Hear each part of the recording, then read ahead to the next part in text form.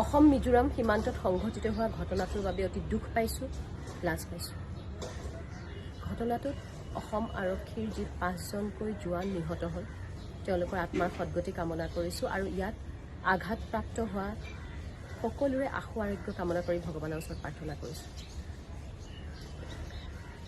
নিহত হোৱা পৰিয়ালকেইটা বৰ্তমান সময়ৰ অৱস্থাৰ কথা ভাবি সঁচাকৈ বৰ দুখ লাগিছে, কাৰণ এজন আৰক্ষী বিষয়াৰ জীয়ৰী হিচাপে সৰুৰে পৰা একেবাৰে কাষৰ পৰা এনেধৰণে আৰক্ষী আৰু আৰক্ষী পৰিয়ালসকলে সন্মুখীন হোৱা এই মুহূৰ্তবোৰত দুখ কষ্ট ত্যাগ বা পৰিস্থিতিৰ লগত যিদৰে মোকাবিলা কৰে এইবোৰ দেখি আহিছোঁ আৰু সেই পৰিয়ালকেইটালৈ গভীৰ সমবেদনা জনাইছোঁ।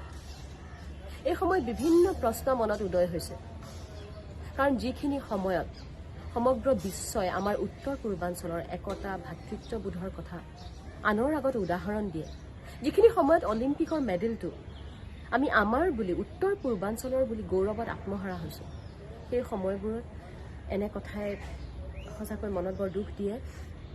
মই বিশ্বাস কৰোঁ যে এইবোৰ সমস্যা নিশ্চয়কৈ আমি এটা পৰিয়ালৰ দৰে এখন ঘৰৰ দৰে আলোচনাৰ মাজেৰে সমাধান কৰিবলৈ সক্ষম হ'ম।